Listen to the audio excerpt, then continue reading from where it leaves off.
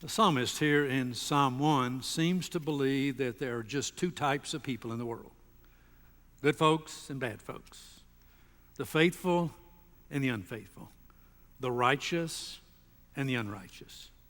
He writes about the faithful with these words: "Blessed is the one who does not walk in step with the wicked, but whose delight is in the law of the Lord, and who meditates on his law day and night." But then he speaks about the wicked, and he writes, "Not so the wicked. They are like the chaff that the wind blows away.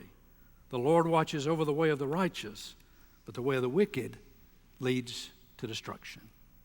So for the psalmist, it seems there are just two types of people in the world: good folks, bad folks, the faithful, the unfaithful, righteous folks, and unrighteous folks.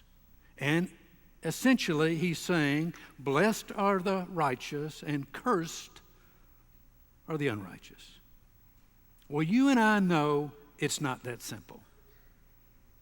With due respect for the commendation that the psalmist gives to the faithful, the fact is it is spiritually simplistic to say that there are just two types of people in the world: good folks, bad folks, faithful, unfaithful, righteous, unrighteous. That is clearly spiritually simplistic. So let me offer some insights this morning with this psalm as a springboard. First of all, we are all a mixture. Each and every one of us is a mixture of unfaithful moments and faithful moments. Moments when we are truly obedient and moments when we are not so obedient. Moments when our lives glorify God and then moments when our lives betray God. Jeffrey Stuart Kennedy was a noted Anglican priest in the early 20th century, and he was in particular known for his religious poetry. And he has this little winsome piece. Our Padre, he says, "I'm a sinner." John Bull, he says, "I'm a saint." And both of them are bound to be liars, for I'm neither of them, I ain't. I'm a man, and a man's a mixture, right down from his very birth. For part of him comes from heaven, and part of him comes from earth. Or listen to how the Apostle Paul put it. I decide to do good, but I don't really do it. I decide not to do bad, but then I do it anyway. Something has gone wrong deep within me and gets the better of me every time. You know as well as I do that each and every one of us is a mixture. We are a mixture of the moments when we truly honor God by our lives, and we are a mixture of the moments when we dishonor God by our lives. Have you ever wondered why Jesus spoke so often about judgmentalism and saw judgmentalism as one of the critical flaws in his followers? It's because he knows us too well. And he knows that we're going to let him down. And he knows that we're going to be expectations of God. And he knows that we will not be fully the persons we're called to be. And thus, we have no right to condemn anyone else. Because each and every one of us is a mixture. We have no right to condemn anyone else. Secondly, we can do better. We can do better in faithfulness to God's expectation and to Christ's will. I don't know if you've been paying much attention to FIFA's Women's World Cup matches that are going on now. I hope you are, because the United States is playing this afternoon for the World Cup. And we haven't won the Women's World Cup since 1999. The women's team defeated, as you probably know, upset Germany, last Sunday 2-0, and they play Japan this afternoon again for the World Cup. One of the iconic players in Women's World Cup history is Abby Wambach. You probably know that. Abby Wambach has played for our national team for 15 years. She's won 2 gold medals. In 2012, she was declared the World's Women's Player of the Year. But she's never won a World Cup. She has scored more goals than any person, male or female, in international soccer. Over her tenure, 183 goals. And listen to this, more than any person, any player, including male players, in soccer international history. Well, in preparation for today's match, a reporter asked Abby Wambach, "What are you going to do to get ready for this particular match, especially given that Japan defeated you 4 years ago? What are you going to do to get ready for this match?"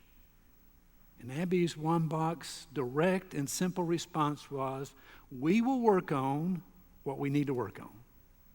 I like that. We will work on what we need to work on. That's a pretty good philosophy of life if you think about it, and it certainly is a good philosophy for our spiritual journeys. That each of us will work on what we need to work on in our individual spiritual lives. I know the part of me that lets God down, and my guess is you know the part of you that lets God down. And we can, with God's help, do each of us. If we will commit ourselves to the spiritual disciplines necessary, each of us can become more of the person Christ would have us be with God's help. Will you work on what needs to be worked on in your spiritual journey? Will I work on what I need to work on in my spiritual journey? Valid question. And finally, we can find deep joy in faithfulness. I just love this image that the psalmist offers when he writes, "The faithful person is like a tree planted by streams of water, which yields its fruit in season and whose leaf does not wither." Don't you just love that image? What a soothing image. What an empowering image. My Uncle Joe owned a small ranch in Texas. He lived in Dallas, but he bought some land in Grand Saline, Texas, 70 miles east of Dallas, a small ranch there. And during all of my high school years, my younger brother and I worked at that ranch. So in the summer after my freshman year, and the summer after my sophomore year, and the summer after my junior year, and even the summer after my senior year, my brother and I worked that ranch. And first of all, it was a lot of fun.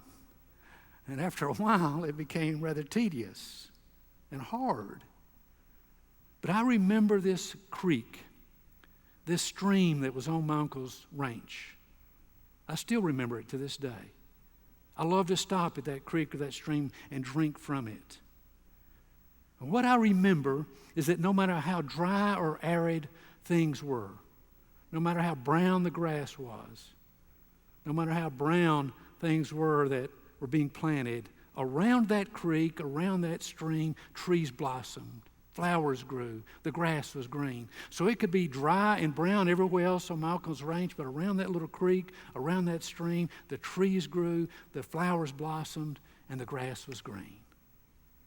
That's what the psalmist says. The psalmist says, when we're faithful, our souls flourish. When we're faithful, we blossom. We blossom spiritually, mentally, and emotionally. That's why Jesus said, as recorded in the 15th chapter of the Gospel of John, "I give you my teachings that my joy may be in you and your joy may be full." Wouldn't you love to have the joy of Jesus? I've asked that question before. Wouldn't you just love to have the joy of Jesus? Well, Jesus says we have his joy when we are faithful. We find that joy when we are obedient.